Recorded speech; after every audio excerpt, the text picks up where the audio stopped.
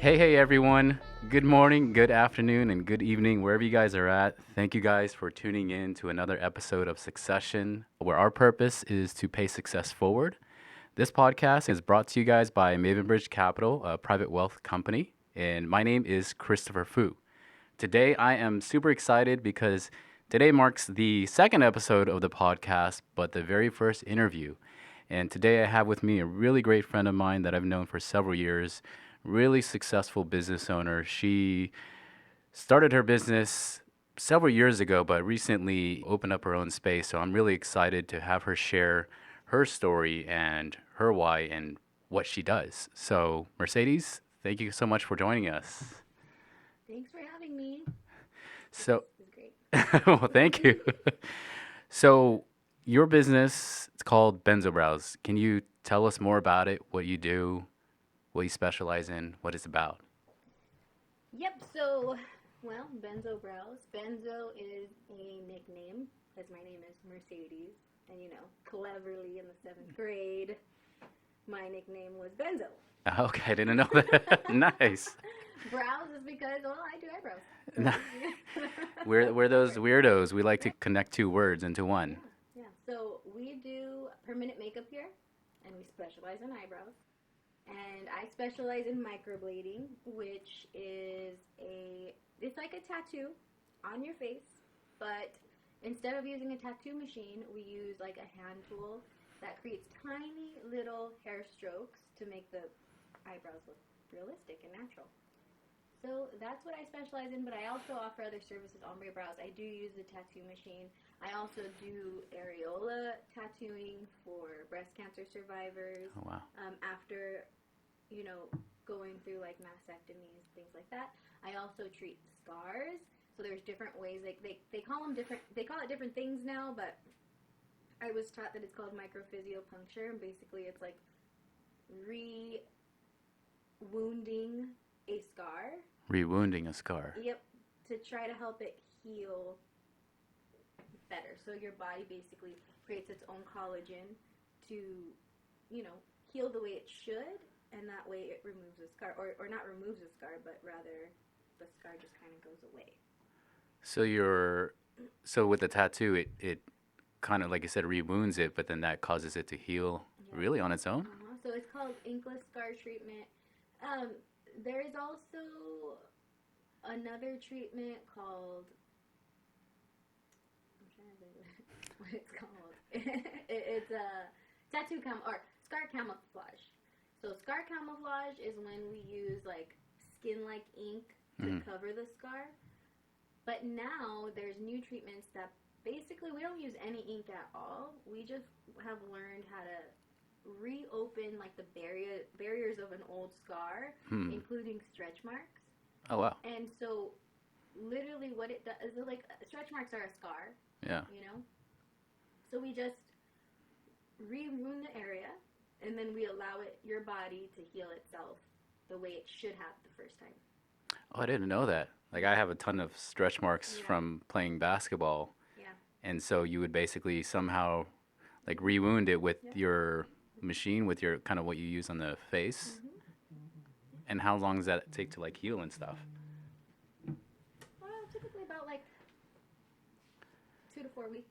Yeah. Yeah. And Okay. it's a lot more.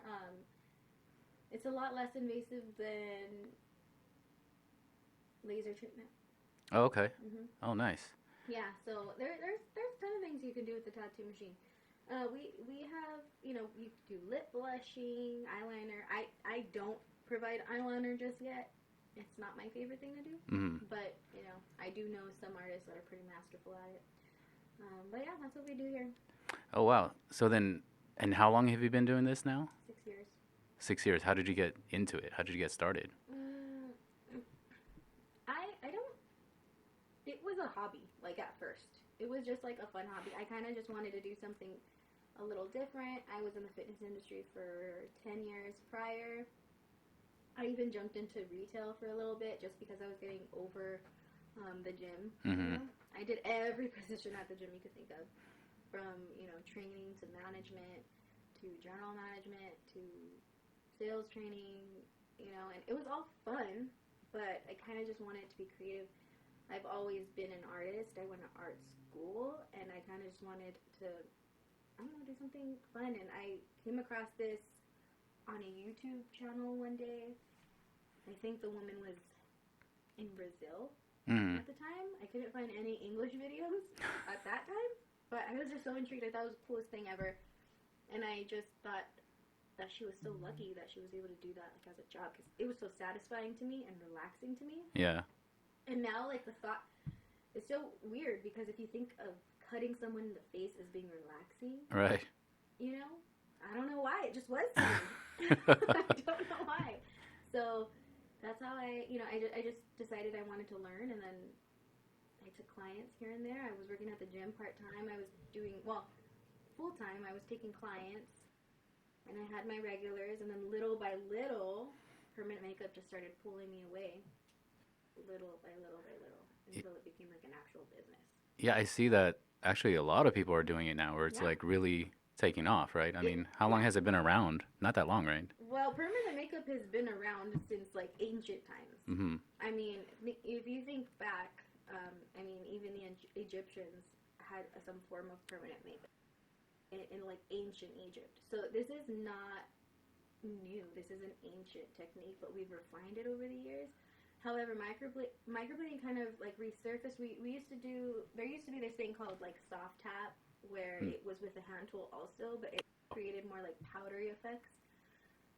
And you know, every year I feel like we refine the industry, and I think it's so cool to be a part of something that's so ancient. You know, I think that it's a really That's cool pretty thing. cool. Yeah. But yeah, it exploded. When I started, there was like one or two schools that I could find on the internet. Now they're all over the place. I mean, even you know, I even started Yeah, teaching. I was gonna ask about that. Yeah, so it's huge. I mean, I always say this, like I sucked at the right time because it was so new, brand new. So I think I had like a really good advantage, and I kind of felt like this industry was going to explode. And I remember talking to, you know, Felipe, my partner. I was like, this is gonna take off. Like, I can see this becoming like the next big thing, and I can't even believe how many artists you can find now. But it's really cool. It's fun to be a part of a growing industry. Now, did you have anyone prior? I know you mentioned you worked at the gym and did it like part time, but was there anyone besides the women on YouTube, like any mentors, anyone that like helped gonna kind of push you towards this, or was it just kind of like your feeling and how it made you like feel relaxed, like you mentioned, and it just kind of happened? In this industry, I've never had a mentor. I'm not sure if that's going to change, Why is that? because I feel like, I don't know, I've been kind of debating if I want to find a mentor or not. Even though I'm at this great place in my career, I feel like there's always something to learn. But I have never had a mentor, you know, in this industry. I have had mentors in the past in other industries, but never in this field. This has been something that I've done completely on my own. I've obviously gone to different trainings, you know, and I've paid for different artists to teach me things. And I've made some amazing relationships worldwide that I'm so grateful for, because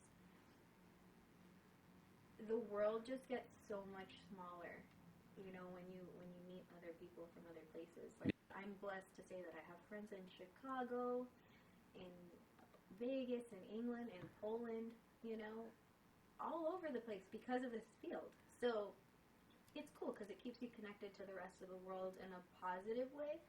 And I've met so many, I mean, there are men that are in permanent makeup, some really, really great artists, but it's predominantly women. You know, this is mostly a dominated industry. Well, women dominate this industry. So Are you talking about just as far as women doing it, or just also both. women needing it? Both. Yeah. This industry is powered by women. 99%. I mean, I just had a client yesterday that was a man, and it's very few and far between. Yeah, I was gonna say I noticed that you had a man client like a couple weeks ago, Yeah, and I always felt it was more women, or that's how we know it to be. but then more men are now kind of seeing it. Yeah, and I think it's awesome. You know, like I love working with everybody, but yeah, for the most part, it's all women. So it's been a really positive experience to kind of break those stigmas that like women are catty and they can't get along. I think that's a old age stigma because I've worked in male dominated industries and I've worked in female dominated industries, and I can't say like enough good things about the female dominated industry that I'm in now. Mm-hmm. I feel like it's been nothing but positive camaraderie, and everyone's been so helpful and willing to share, you know? Yeah. And I've worked in really toxic male environments where they're just so catty, Yeah. so dramatic, and it's nothing like that. So it's been nice to be part of something that's very positive. Yeah, that's great. I think it's just, I'm learning a lot that it's not just about tattoo facing or facing, you know, but you're doing a lot more, like you said, repairing scars. Yeah. And so tell me about that. I mean, I guess, you know, when helping people repair their scars, their areolas, things like that, what kind of things has that done for like your clients? Those appointments can be sometimes really emotional, especially like post mastectomy scars. Usually, I'm the final step in someone's battle with breast cancer, or victory, I should say, because if they get to me, that means they are completely done. Yeah. You know, like they're in full remission, and all that's left is the scars. Yeah. But it's really hard. Sometimes it takes years. Sometimes I don't see people until like 6 years later after, you know, they've been in remission, because by that time you don't want to be probed anymore. You don't want to be pricked. You don't want to be touched. You just want to celebrate your life, you know? Yeah.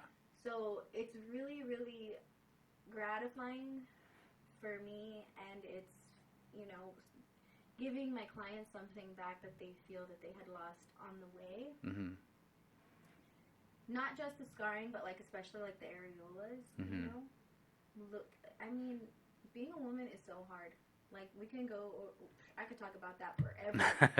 I mean, it is like we just have to go through so many things already. So when I have a breast cancer survivor who has just been through the ringer for years, and all she sees is a part of what used to be her womanhood, and it feels like it was unfairly taken away, you know, and just all these, you see the scars and you see gashes, and it's really amazing to be able to just slowly chip away at the scars, allow their bodies to heal. I mean, I'm not saying we can remove scars completely. Right. But Right. we can definitely lighten them and, you know, rework them. And in some cases, they completely go away over time. Obviously, it takes some sessions. Yeah. And then when we get to the areola, although it's a tattoo, they look very realistic. So when I see my client look at themselves for the first time, it's so overwhelming. Like, the emotion is overwhelming for both of us. Yeah. But I imagine it's more so for them. Yeah. So it's an incredible. I feel so blessed to be able to do something like this. Yeah, I'm sure that feels super incredible just to be able to give them back part of kind of what, like you said, what they've lost, or, and also feel kind of renewed is kind of what you're doing, you know, and that's an amazing thing. I mean, with that, I mean, what would you say would be probably the most rewarding part of what you do? Would that be kind of up there? Well, selfishly, I mean, I want to say, like, altruistically, I just love giving back, and I really do. Yeah. But selfishly, it gives me a lot more gratitude for my own life. You know, it gives me a lot more perspective on things that I can take for granted. You know, so I guess that, you know, I guess it's just like it gives me so much gratitude. Yeah. Every day. Yeah, that's awesome. That's great. And I think that's really humbling, again, to be able to do something that you do, and probably that was unexpected, I'm sure. Like when you first thought about what you were going to do, just, you know, tattooing people's faces with their eyebrows, and then you expanded over the years. Yeah. and I'm sure it's changed a lot as far as how you see your business and Right. where you want to take it. Oh, for sure. I mean, I'm all in for the women now. Yeah. I'm all in for the women. Like, I guess working with, not just working with women, but working for women, like Yeah. being of service to women, you just see the high demand and needs all around. And we have very, very similar struggles. Mm-hmm. We have similar struggles in the healthcare industry, and we have similar struggles as moms, as Mm-hmm. working moms, as stay-at-home moms. Like, we just all have guilt. Yeah. It's crazy how much women suffer daily and how underserved we are, like, as a community, as a population. Yeah. So I'm in it for so many there's so much that I want to give back to women. I just feel like empowered to just give back in so many different ways than just tattoos. Yeah. You know? Yeah. I mean, I feel the same way. I've been in, the financial advisor role for 15 years, and it's always, for me, it's always refreshing when I meet a women advisor, because there's just so few women in our industry, like you mentioned, in a lot of industries. So when I meet someone for the first time, it gets me excited. And, I tell my wife, oh, yeah, I met another women advisor. So Yeah. for me, I would definitely love to grow my business and hire more financial advisors that are women. Yeah. Because I think we need that balance. And you guys, Mhm. from a lot of perspectives, think more conservatively and differently from us. And we need that, you know? Yeah, well, we have a lot more going on in our heads naturally. Yeah. It's just naturally we just have so much more burden in Yeah. life. And I'm not saying that men don't have burdens. I'm not. I love men. I'm a feminist, but I think men are important and have so much value. But I feel like women have been so undervalued for so long that we Mhm. even feel guilty for having just a little success. Yeah. All women suffer from imposter syndrome. Yeah, I was gonna say. So tell me a little bit more about that. I mean, I commented on your Oh yeah. Insta the other day about a post that you put on imposter syndrome, Yeah. and I feel that way sometimes, but from a women perspective, I'm sure it's different. So like, Yeah, I mean, I know a lot of us struggle with that, men and women alike, especially immigrant children. You know, yeah, we all kind of have that sense of imposter syndrome. But with women, we also were oppressed for many, many, many, many decades and centuries. So we're still catching up. It hmm may not seem like it, but we still are catching up. The amount of guilt associated with being here and not with my 2-year-old is crazy. yeah, You know, I mean, I know her dad loves her with all his heart, and he's the most amazing dad you can imagine. But I guarantee you, he's not at work beating himself up for being there. yeah, For providing for his family, like I do. And I know a lot of women, especially moms, will understand what I mean. hmm I mean, I was just listening to I think it was Joe Rogan and Jordan Peterson, and Jordan Peterson had made a comment of like women being pathological for going back to work and letting other people take care of their babies. And I was like, can anyone else hear this? And don't get me wrong, the guy's brilliant, he has a lot of great points, but that one was like, whoa, dude, like, we already feel guilty as it is. Yeah. But we're in a different world, we're in a different time. Like, we require 2 incomes now. yeah, You yeah. We know? definitely do. Yeah, But that doesn't erase the guilt, and I think it's going to take us a lot longer to get rid of that, imposter syndrome. I think it's going to take a while to recover from that. yeah. You know. So it's just, I'm like I said, I'm in it for the women. Yeah. Well, that's awesome. Mm-hmm. Good, good. And like I said, I mean, we again, we need more of you guys all over the place, and I definitely agree that, you guys have been underserved. So I'm glad to see that, and definitely for me, supporting you guys any way that I Yeah, can. thank you. That's what I'm excited and here to, obviously do.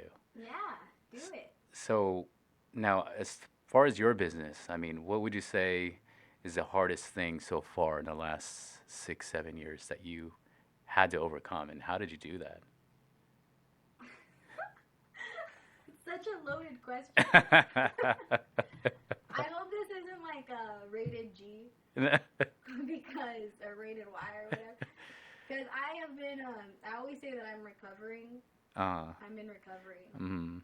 I'm a recovering dumbass. And it's so hard. It's so hard, just everything. Learning systems, learning how to build your own website, learning how to not one single thing. Be legally compliant. It's literally, so I don't know. Can we narrow that one down? No, I mean it makes sense, right? I mean, you're doing it on your own. There was no one that mentored you or taught you how to do this stuff. No. It's been all trial and error. Yeah. And someone asked me on another podcast, and I think I answered kind of arrogantly, but on accident, because his question was framed like, would you go back and change anything? Mm-hmm. Like, have you made any mistakes that you want to go change? And like, yeah. Of course. There's so many. I can't tell you how many mistakes that I've made that are like so embarrassing that I just want to bury forever. Right. Know? But also, would I change it? Maybe not, because that's how I learned. Right. If I had let all of my failures feed my fear, Mm-hmm. I would be nowhere. I would be stuck. I would still be stuck, at home complaining about my life. Well, I mean, was there a point before you jumped, doing this from full-time trainer, to doing this, where you were really contemplating, like, should I even do this? The risk. Oh, hell yeah. Yeah. What would you say pushed you over though?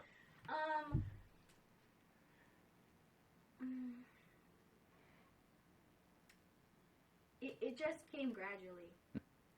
I didn't have the defining moment for me happened much sooner than that. I think it was more like baby steps and kind of forcing myself to even start. Yeah. That in itself seemed impossible, just jumping out and doing something completely different that I'd never done before, that I have no experience in, that I don't know anyone who does it. Yeah. I didn't know a single person who did permanent makeup. Yeah. Not at that time, I knew not a single person. So now I know thousands, but right. At that time I knew nobody. So that's a huge risk, really, that you took. I mean, it's like startups, basically. I took it one bite at a time. Yeah. One bite at a time. And I tried to just keep it fun and keep it basic, Even now, I still have to go back to the basics, and that's what works. Yeah. I think that I kind of had an easier time gaining clients, though, because I already had a pretty heavy sales background. Oh, okay. So that helped. That helped a lot, because I kind of was already doing that in a different area. And this beauty is a little easier to sell than fitness. Yeah. And I think that's been the thing. Like, women want their eyebrows done. Nobody wants to go to the gym. That's true. And pay for this and pay for this dream that you have to paint a picture. I know you're not there yet, but in 6 months we can get you there. Yeah. That's really hard to sell versus people see what they like and then they just want it. Right. So that was a little easier. And then obviously gaining my funnel and working my leads, knowing how to do that did help gain some traction. And that's all it was. It was just starting the snowball effect. Yeah. It came to a point where I started seeing strangers. It wasn't family and friends anymore. Or it wasn't my friend's cousin that they knew. It was my friend's cousin's coworker's sister. So it got to this point where I started like meeting a lot of strangers that wanted to get their brows done with me, and then I was like, oh, I think I need some legal backup now. Right. The questions, It's getting farther right? into, Yeah. Well, some people to are business. your friends. They're like, oh, I'm not gonna sue you. Versus Exactly. like, hey, if you mess this up, I'm gonna sue your pants off. Yeah. So I got a little scared, and I thought, okay, well, if I'm gonna do this, I'm gonna have to do this. Right. Yeah. And then I started, getting really serious about it.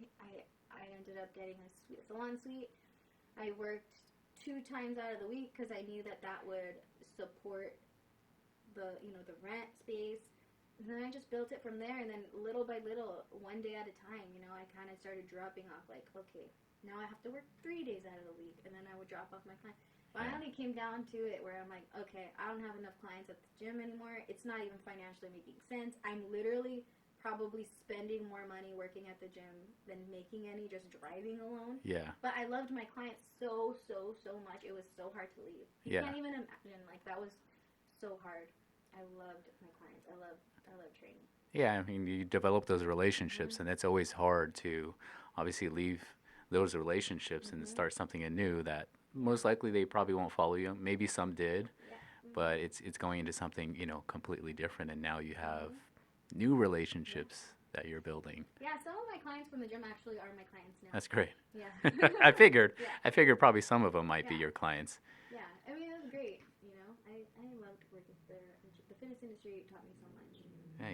Nice. Well, so with your business, I mean, like I said, we talked about there's so many people that are doing the same thing now, right? I mean, what would you say for you, what makes you different? How do you feel you're different?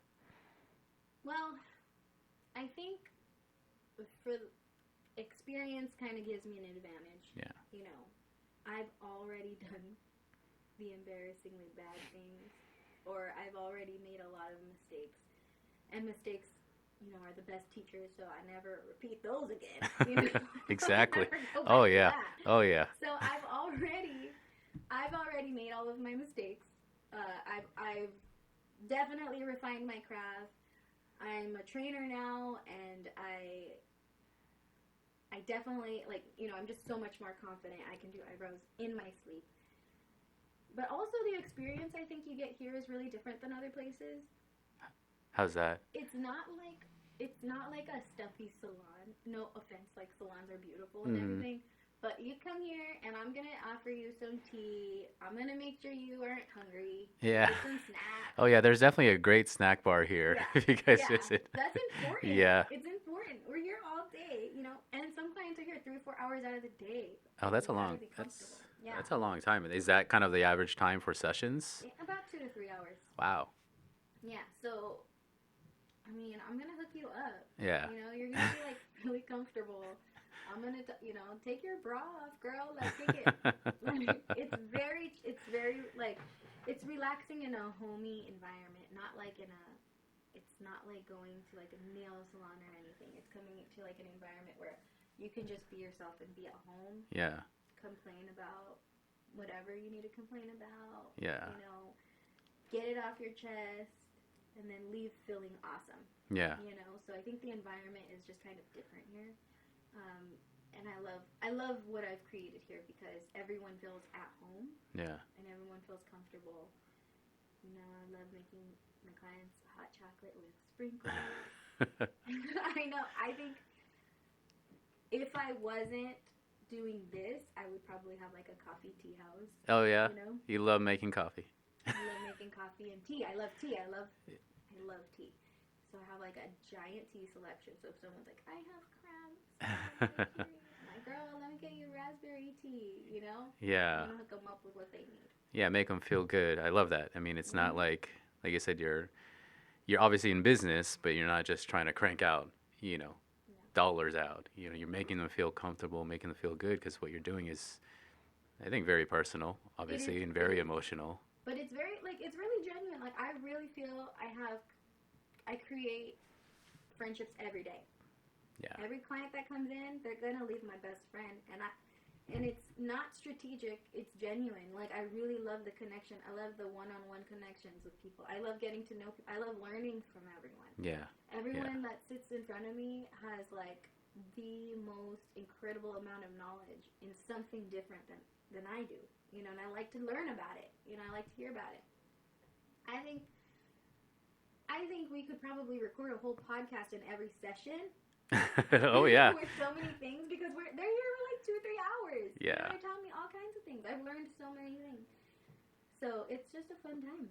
Yeah, no, I agree. I mean, that's probably the best thing I love about what I do is just the relationships. Because, like you said, I love connecting with people and just learning from them. You know, because everyone has their unique story. Yep. You know, and I think that's the thing that we all forget when we look at strangers and maybe they're not doing well. And we're thinking, oh, we're gonna stay away from them, but we don't know their story. We don't know what they're going through.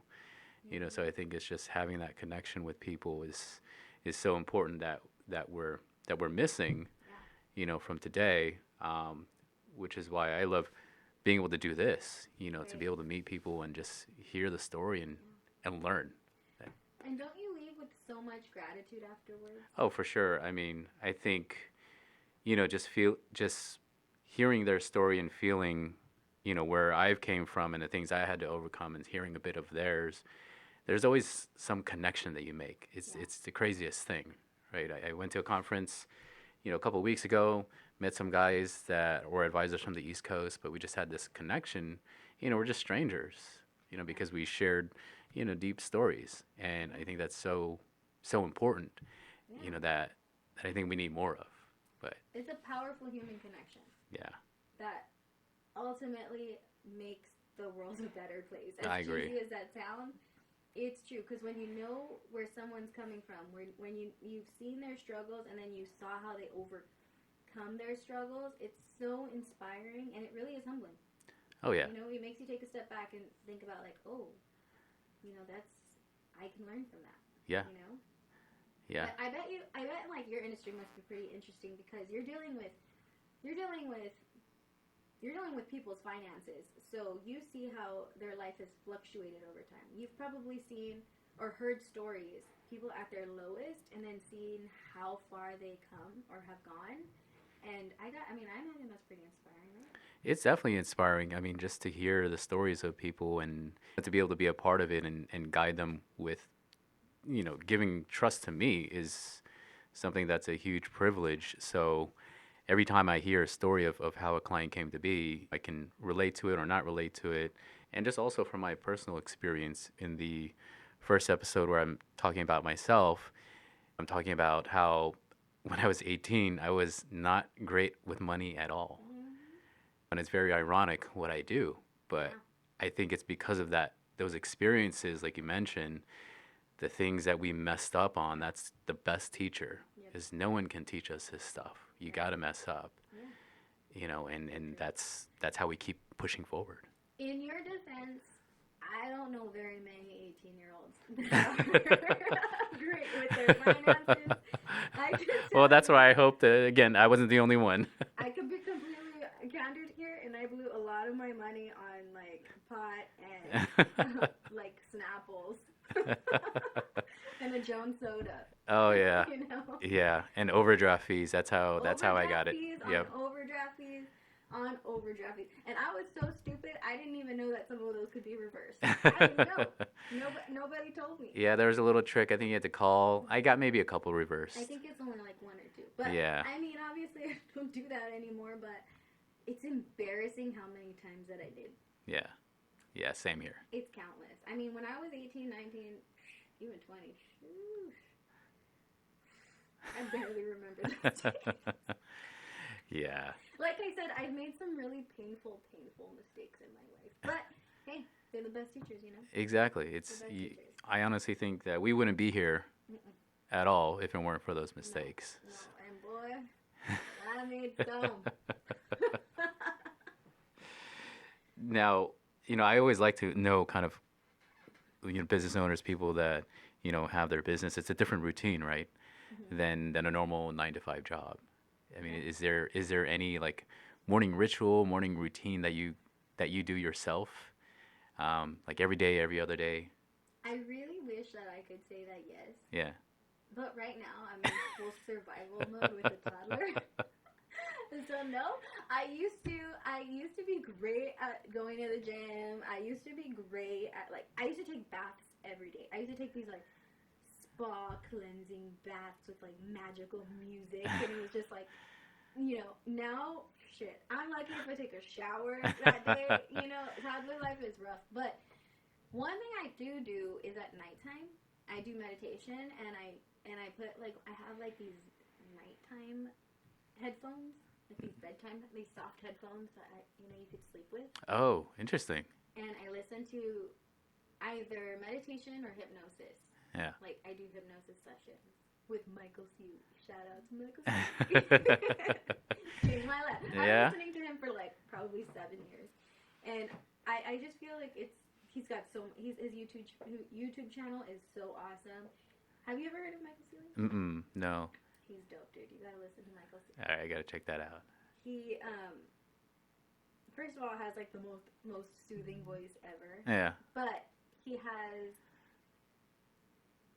different hypnosis for like clearing your mind, or even like being in a certain dream state or whatever. Mm-hmm. But I sleep best when I listen to his meditation, and I wake up feeling better usually. I'm telling you, just check out his channel, you'll see what I mean. But that's probably like not just him. I listen to Headspace. Yeah. Different things like that. But meditation is a big part of my daily habits. Nighttime, it's nighttime for me though, because mornings are just like go, survive, get to work. Yeah. Yeah. I think the most important thing, I love meditation, but yeah, I don't have like a morning ritual either. I wish I did as well, but I think it's just, again, the hectic life. Mm-hmm. You're just trying to get things done, but I think it's so important if you can just at least do it once a day, once a week, get it in. You just feel so different. I mean, I do try to get in early. I try to get in about an hour early. Mm-hmm. Sometimes 30 minutes.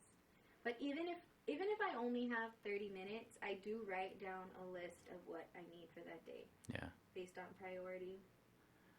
Even sometimes like big goals, things that I probably won't do in a month, I'll write it down that day. So every single day in the morning, it's not really like when I wake up or like it's not.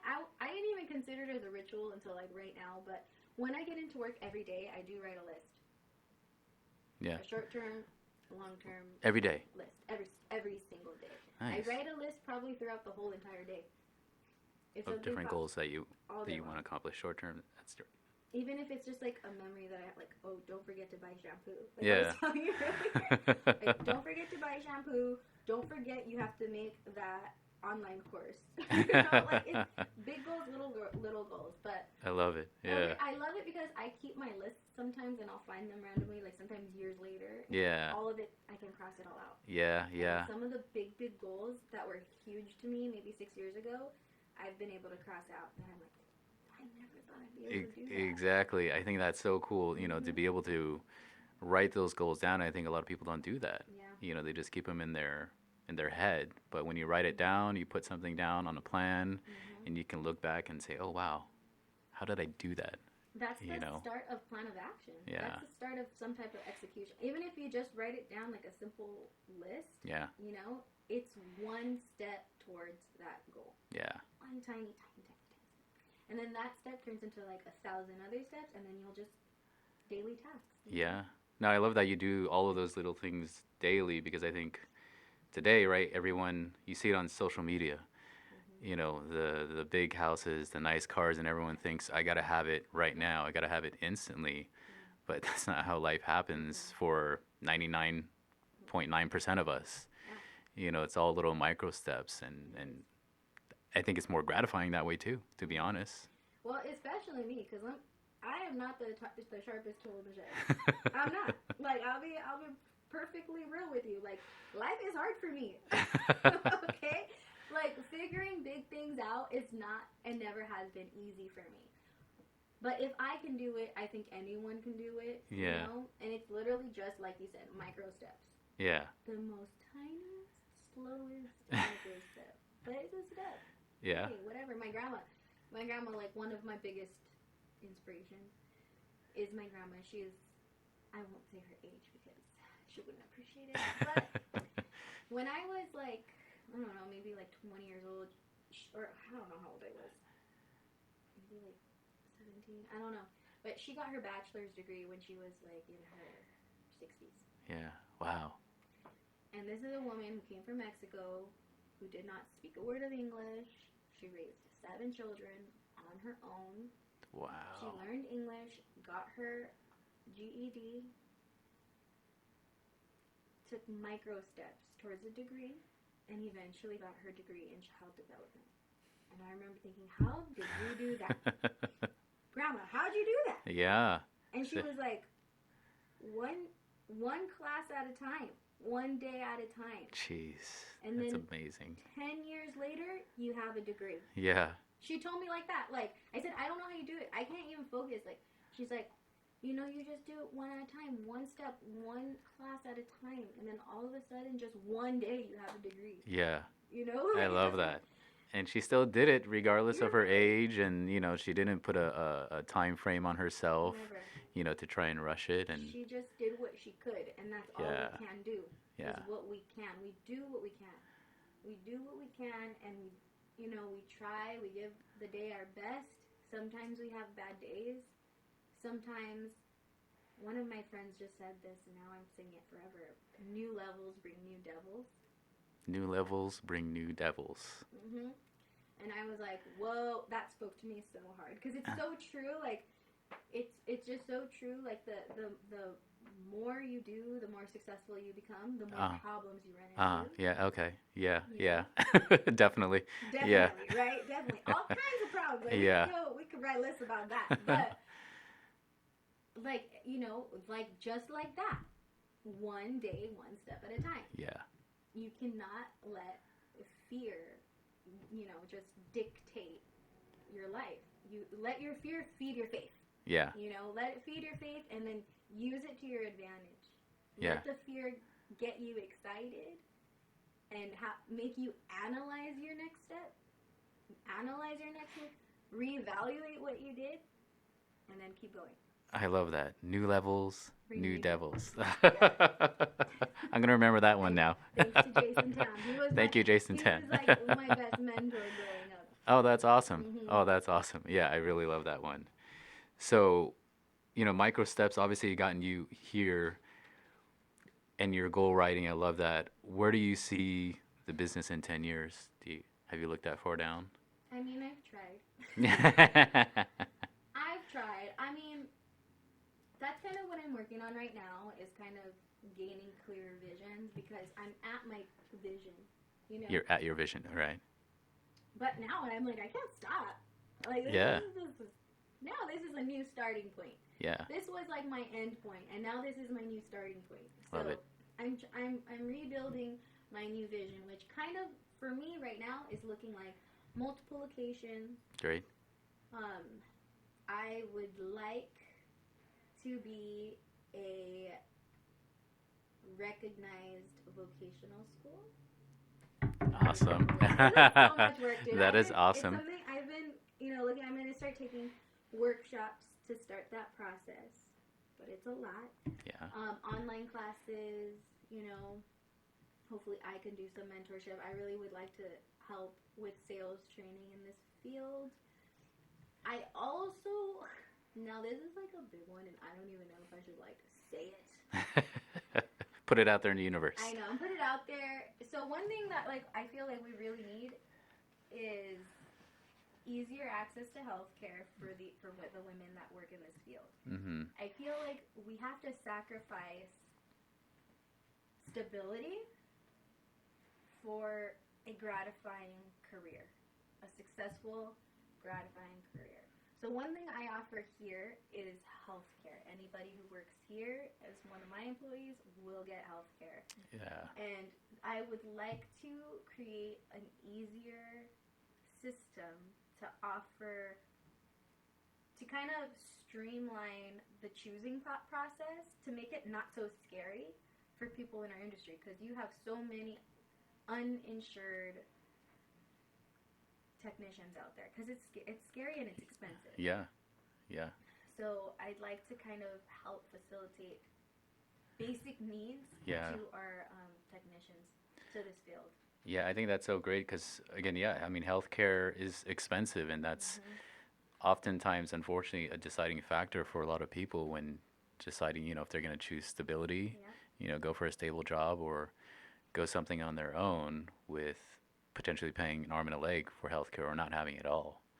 So I think it's just so amazing that you are even offering it, when you don't really need to because you're still a small business and you're growing. But I feel it's my responsibility, That's great. as an employer, Yeah.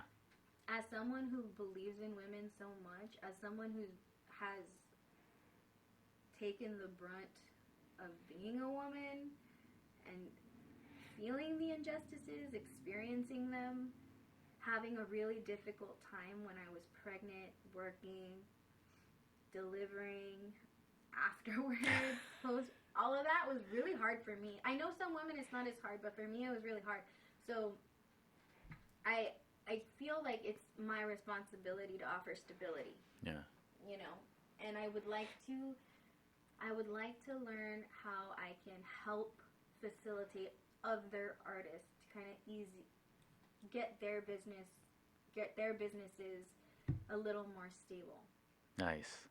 for them Yeah. and their families, Yeah. because there's so many of us that do it. I mean, it's crazy. I mean, people will work at a bank, as you know, Right. in a job that they hate for many, many years Right. for the stability. Right. Exactly.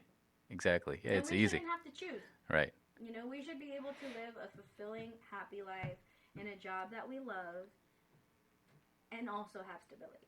Yeah. Yeah. So that's my goal long term down the road. Awesome. I know Awesome. it's a lot, but I'm going to try one day at a time. Awesome. I love it. One day at a time, new levels will bring on those new devils. Mhm. So it's good. It's good. You got to keep growing. You got to keep expanding because, this gift of life, we got Mhm. to take advantage of it. Yeah. What about you? What about me? Yeah. So, What do you think like your business is gonna look like in 10 years? hopefully in the same way as far as expanding and like I mentioned, having other financial advisors, hopefully also women advisors, um, and giving back to the community. One thing that, you know, me and Teresa, my wife, we like to do is charity or some way of giving back to the community, and definitely that we haven't been able to do that much recently, last couple of years, but that is definitely a goal of ours is to be able to maybe establish some type of foundation or something, to help children. Yeah. We love children and teach them financial literacy. Yeah, that's awesome. Because I was never taught.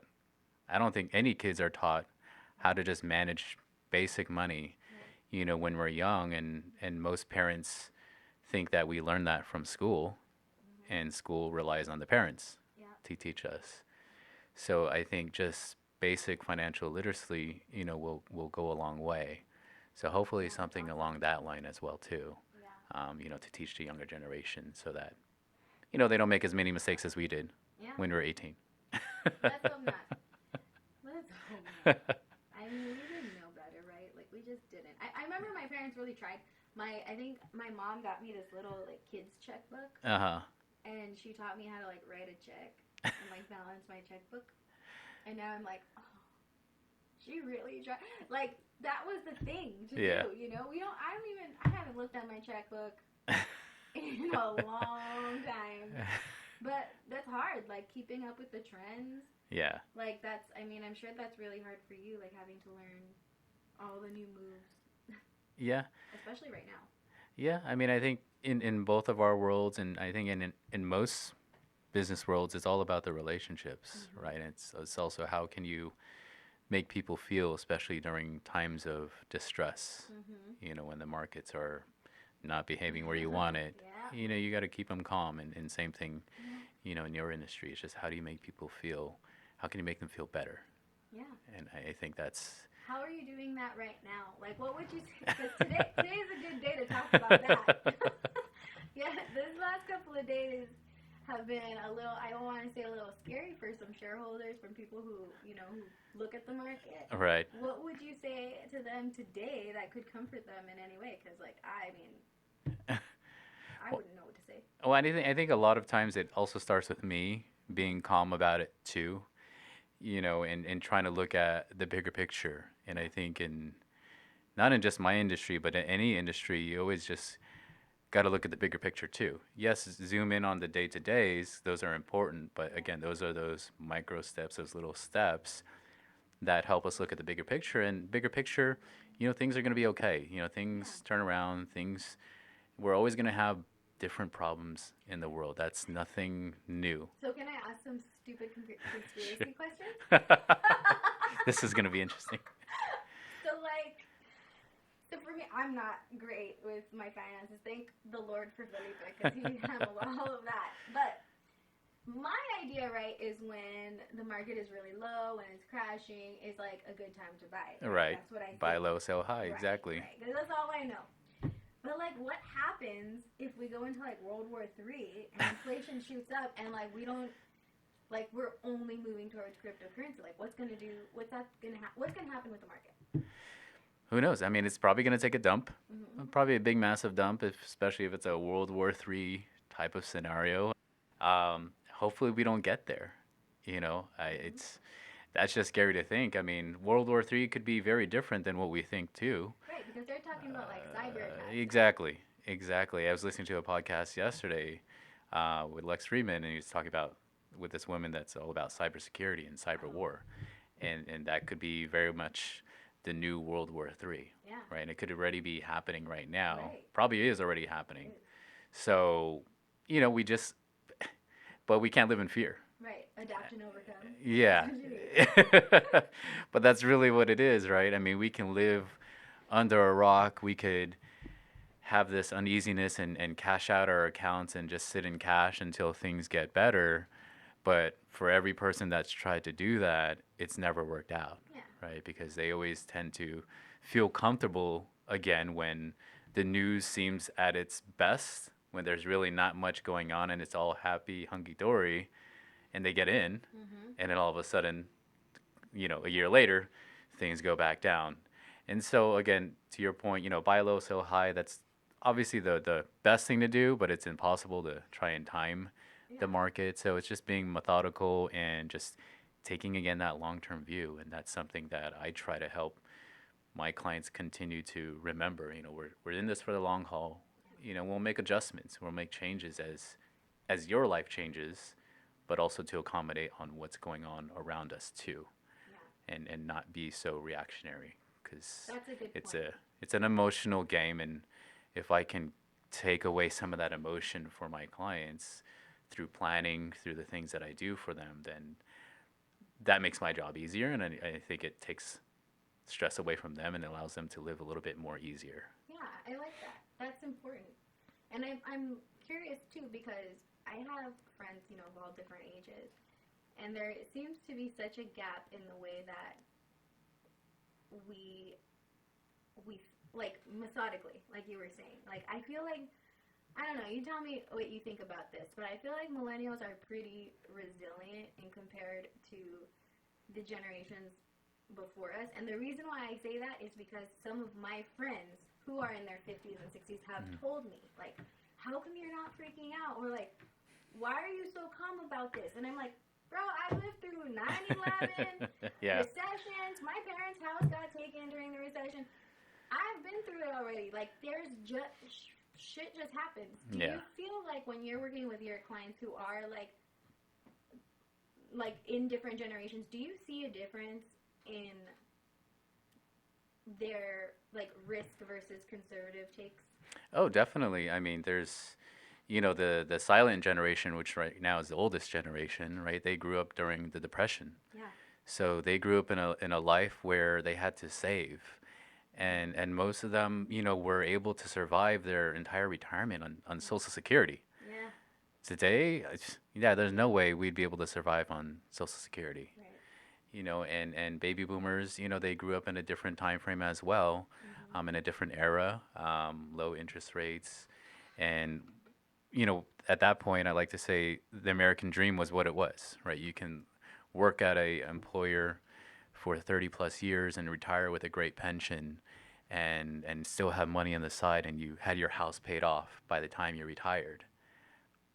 Our generation, Gen X and millennials, I don't see that happening. We're living in a different time, and like you said, we went through already two major recessions. If you count 2020 as a slight blimp recession as well, too, unlike previous recessions. So those kind of, in a way, I would say maybe changed our mindset on risk and fear, where it's like, well, we've been through some pretty bad stuff already. Yeah. Where we're a little bit more calm in these scenarios. Yeah, obviously it doesn't help when we're looking at our accounts, but I think that experience helps us be a little bit more, I would say, risk averse than maybe some older generations. And that's where trying to put my mind Yeah. in their shoes and seeing where they're coming from is part of the battle. Yeah. Do you ever feel like our generation, like millennials, are kind of reliving like the silent generation's life? Never thought about that. Because they went through a pandemic, Yeah, a depression, World War II. Like, do you ever feel like we may be like reliving that scenario completely? it could be. But just That's like in a interesting new when you world? put it that way. Yeah, it could be. I mean, it's a new century, right? Yeah. They went into a new century. They were born out of a new century, and we were born into a new century when we became adults. Yeah. So, yeah, I mean, we could be very much like them, but I don't think we're savers like them. No. So I don't No, think I so. don't think so. I mean, yeah, no, I'm like the worst at saving. I'm the worst at. I mean, I try. I tried. I think I probably do better than I think I'm my own worst critic, but I'm definitely not saving where I should be. But like I said, luckily Felipe kind of like handles those things, and honestly, I think money's coming out of my account, and I don't even know. And I'm pretty sure it's going to a good place. I hope so. Anyway, I really hope so.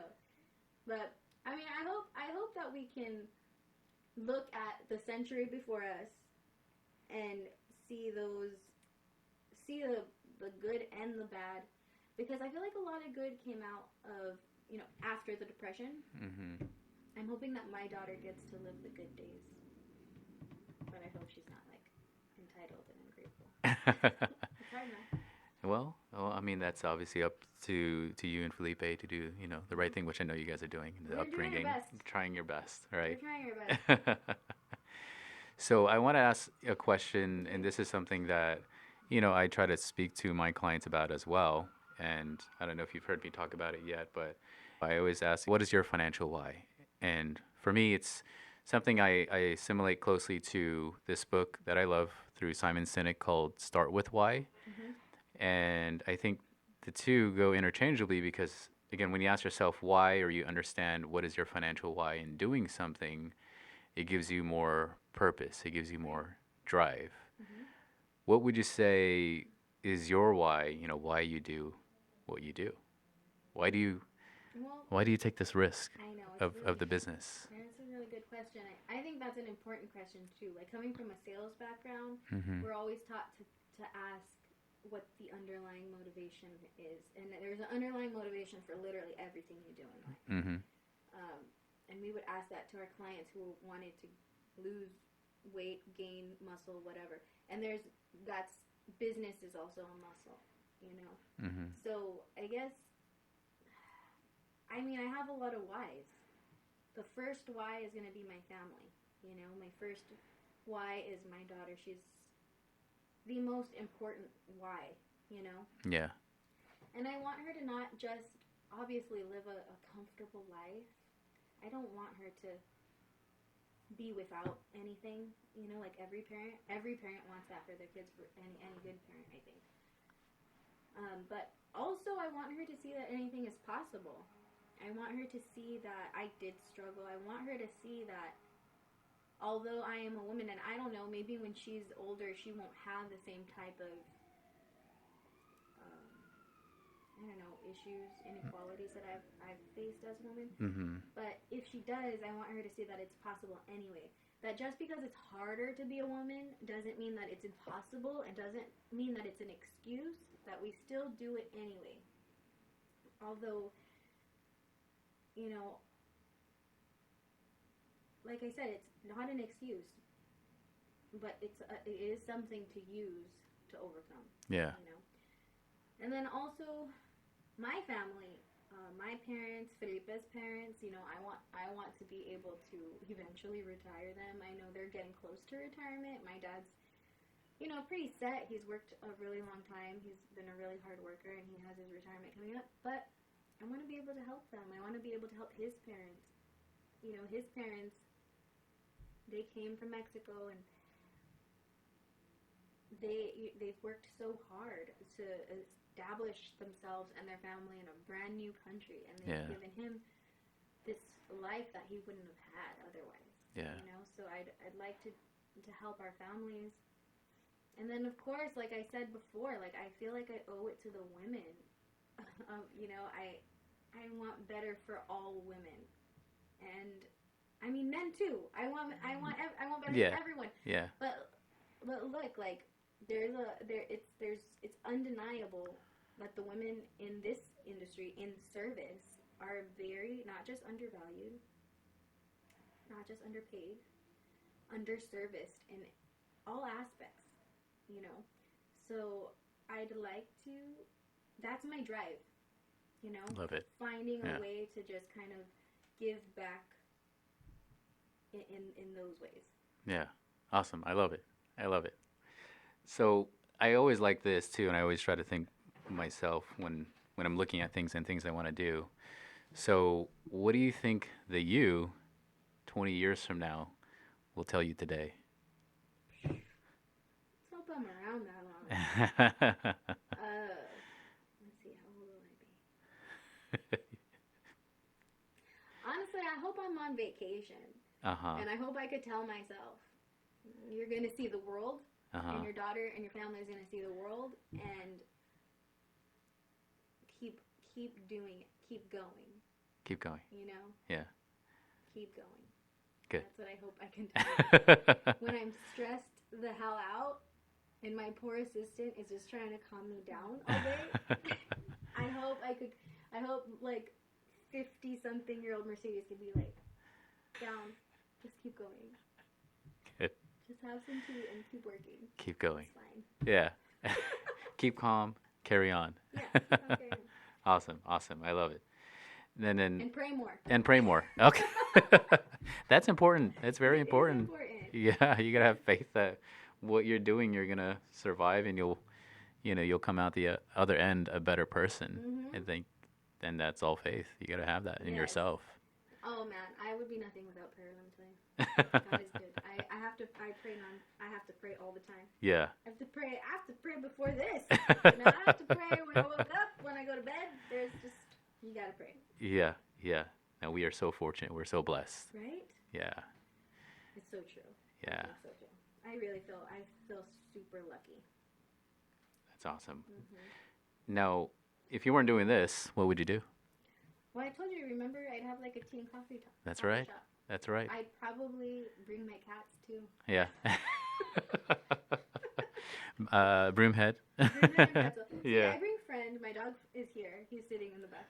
He's just still in there. He's such a good like working dog, because literally everyone forgets he's here. He's so quiet. Yeah. But if my cats were here, they'd be jumping on the table. They'd be knocking this mic over. But if I had like a coffee shop, that'd be kind of okay. Yeah. You know? Yeah. You might get some cat hair in your coffee, but and that's why I don't own a coffee shop. Hey, well, you never know. You might own a coffee shop in 20 years from now. Now, I know you mentioned a quote, but do you go by any like business motto or life motto, or any favorite quote that you can share that you go by, that you try to live by? My cousin, when I was really, really, really young, said this to me, and it was like, she probably doesn't even remember, but she said, nothing lasts forever, not even your troubles. Nothing lasts forever, not even your troubles. Yeah. And I don't know why that's always stuck with me. It's nothing business related. It's just like a random quote that she told me, like, so I was a kid, you know, but I always remember that. And, I guess there's so many, you know, like, That's the only one that I could think of that's stuck with me.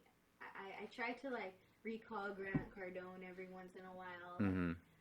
Massive responsibility equals massive action, or whatever he says, you know? Like, I try to like replay his ass sometimes when I need someone to kick me in the ass when I'm not there. Yeah. You know? That's hilarious. So there's that. Nice. That's a good, I like that, how you went into a different voice and everything. Because that's how I hear it in my head. Yeah. That's how it sticks to you. That's how it sticks. Nice. I'm like, come on, channel jet. Yeah. Activate. And then I start getting shit done, you know? Yeah. Oh man. I hope it helps. That definitely helps. And I feel like we can obviously go on for like hours and hours, you know, on talking. But, you know, obviously the goal, Mercedes, for me with this podcast is to hopefully our conversations, you know, we could pass success forward onto the listeners to, you know, to help them feel more confident in themselves. And I think that with what you've shared, I don't doubt that people don't feel that, you know, that confidence that you had to develop over time in the micro steps. I mean, what type of, I guess, tips, anything that you can pass on that you think would be helpful for, you know, women, anyone that wants to get in your field, anyone that, you know, maybe is not happy with what they're doing in life and their job, and they're contemplating if they should be taking a chance on themselves? I guess, yeah, I guess my first tip would be write shit down. Okay. I love that. Write it down. It's important. Even if it's just a thought and an idea, whatever, write it down. Yeah. It doesn't even have to be like a specific goal. It could just literally be a thought. I know that for a long time I struggled with purpose. I didn't know if there was any. I didn't wake up one day and be like, I need to do eyebrows. Yeah, right, exactly. You know, you don't. I always felt like I was lacking because I couldn't find my passion, you know. But I feel like you just have to, if something is calling you, if you feel like a tug in one direction, like if something entices you and you're like, hey, I kind of want to try that, you know, just try it. Yeah. You know, even on a small, tiny scale, even if it's just at home. Yeah. You know, even if it's just as a hobby. And if you need your stability, which everyone does, I sure did. I kept my job when I started this. Just a little bit at a time. One day out of the week. Start with one day out of the month. You know, just take a little bit of time to explore something else. And eventually, if it's the right fit, there's gonna be like this burning desire to keep going. You're gonna want to do it. You're gonna feel like it's just right, you know? And just know that when these really big issues arise, and they're embarrassing, that it was just a bad day, not a bad life. Yeah. And all you gotta do that's so true. is try again the next day. Yeah. You know? And every day it's gonna just be like that, little by little, little by little. And you know, hopefully by then, you know, you figure it out. But that's how it happened for me. Yeah. You know, I can't really speak for anyone else, but that's how it happened for me. Like, it was just one little tiny step. Yeah. In one little direction. I was like, hey, I think I want to try that. Yeah. And let me tell you, just for the record, I have had hundreds of failed business ideas. I tried selling water with fruit in it one time. Like, I have tried it all. I've tried, and it's just something that kind of catches your attention. And if it doesn't work out, it's fine. Move on to the next thing. Yeah. You know, it's okay. And I feel like a lot of people kind of struggle with that. Like, they feel like they need a passion. Yeah. You know? Yeah. I think they need to find their purpose, Yeah. you know, right away. But I think your purpose comes along when you don't expect it and we're not finding it. Like you said, I mean, you know, we don't find it. We don't know what our purpose is until we do it. Right. You know. Exactly. So that's the hard thing. Everyone's like, oh, I don't know my purpose. And if a young person by some chance listens to this, nobody knows their purpose. Yeah. a small, tiny percentage of people know very few people know what they want to do with their life. Yeah. It's up to you to try new things and to not let fear get out of your own way. When you feel you're scared to try it, that's when you should probably try it. Exactly. You know? That's your indicator right there. Yeah. That fear, all that fear is good.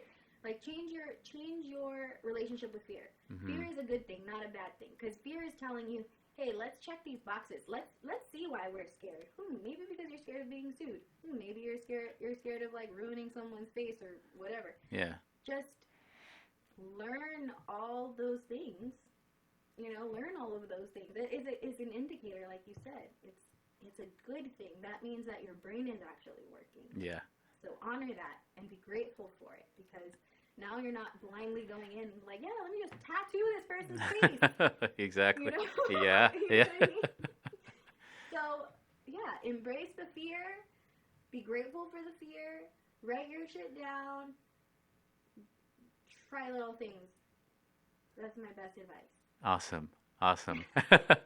Well, thank you so much, Mercedes. I obviously love the conversation we just had. And for people that are more interested in the business, how can they find BenzoBrows online, IG? Yeah, IG, it's just at BenzoBrows, BenzoBrows, BenzoBrows. And then my website is benzobrows.com, and you can find me on Facebook and the new TikTok. Oh, okay. I gotta check that out. I didn't know you had a TikTok. I do, but I barely use it because I'm old and not allowed to use it. I'm learning. Learning. I love it. Well, again, Mercedes, thank you so much again for joining me here. And again, for everyone, thank you guys for listening to Succetion, where our purpose is to pass success forward. Again, this podcast is hosted by Maven Bridge Capital. My name is Christopher Fu. Good morning, good afternoon, good evening. Hope you guys have a good day. Thank you. Bye. If you guys enjoyed that episode with Mercedes Ramos, proud owner of BenzoBrows, please make sure to go visit her website and check out her social media as she continues to do great things for people. And if you guys like this episode, don't forget to subscribe and leave a comment as well. Nothing pleases me more than continuing to be able to improve my practice and what I do, and paying success forward is the ultimate goal of Succession. So if there's anything that I can do to improve based off of your comments, please let me know. A couple things that I took away from my conversation with Mercedes that I found very useful that I'm going to start applying as well, and just wanted to share with you some of my thoughts in my conversation. For one, I loved how Mercedes writes down goals every single day, even if it's a goal to take out the trash. I'll be honest, that's something that I don't do. I typically write down the big goals, but I can really see the value and the importance of also writing on those little goals, especially on a day-to-day basis, because our mind works in a very, very funny, weird way, right? Our mind loves what we call the pleasure or the dopamine hit. So when we write down those goals and we can check mark them or cross them off, took the trash out, walked the dog, called X amount of people, or reached out, and whatever it is, being able to accomplish that goal on a day-to-day basis, I can definitely see how that can also translate into getting your mind and your focus into that flow state to help you continue to work towards your success. So I personally, I'm going to start implementing, writing down goals, especially on a daily basis, because I can really see the value in that. The other key takeaway that I found very important from my conversation was looking at your success in not this big grand picture, but looking at it and breaking it down into several micro steps, right? We can't get to somewhere in just one fell swoop. At least most of us can't. So by taking a different approach and saying, okay, one step at a time, sure, easier said than done, but just like Mercedes said, I mean, perfect example with a grandmother, right? Getting her degree at 60, that's so amazing. Most people, I think, would at an older age would say, nah, it's too late. But what I love about that story was that her grandma just persevered in one class at a time and got her degree, no matter her age, and that's a huge accomplishment. And I think that's really something to be celebrated.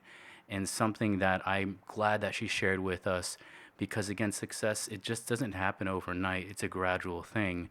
And when you get to that point, it just feels so much sweeter and so much better because, again, of everything that you went through and taking all the steps and the due diligence and being mindful of that. So again, those are the couple steps and couple key takeaways that I, personally enjoyed with my conversation with Mercedes, and I look forward to continuing to share great conversations with future guests with you guys. If you guys found this episode of Succession helpful for yourself, or maybe you're thinking of someone that could maybe benefit from hearing it as well, please don't forget to pass it on. The whole point of Succession, and also with success itself, I think we find it more gratifying, especially if we can help others. So again, if you find someone that can benefit from listening, let them know, hey, check this episode out. I think you'll love it. And that's the best way that we can continue to pay success forward. Now, to learn more information about Maven Bridge Capital, please go ahead and visit our website at mavenbridgecapital.com. That's MAVEN Bridge Capital, CAPITAL.com. You can also follow us on Instagram, LinkedIn, Facebook, and Twitter. Please be sure to check us out, leave comments. We're also continuing to improve and build our firm. So any questions that we can also help you with from a financial advice standpoint, we love to do that as well. Other than that, again, I hope you guys have a great day, and I look forward to speaking to you all again very soon. Thank you so much.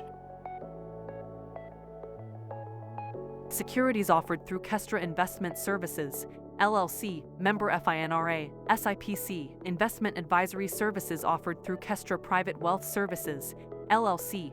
An affiliate of Kestra is Maven Bridge Capital, and Kestra Investment Services are not affiliated. Kestra is and Kestras do not provide tax or legal advice. The opinions expressed in this commentary are those of the author and may not necessarily reflect those held by Kestra Investment Services, LLC, or Kestra Advisory Services, LLC. This is for general information only and is not intended to provide specific investment advice or recommendations for any individual. It is suggested that you consult your financial professional, attorney, or tax advisor with regard to your individual situation. Comments concerning the past performance are not intended to be forward-looking and should not be viewed as an indication of future results.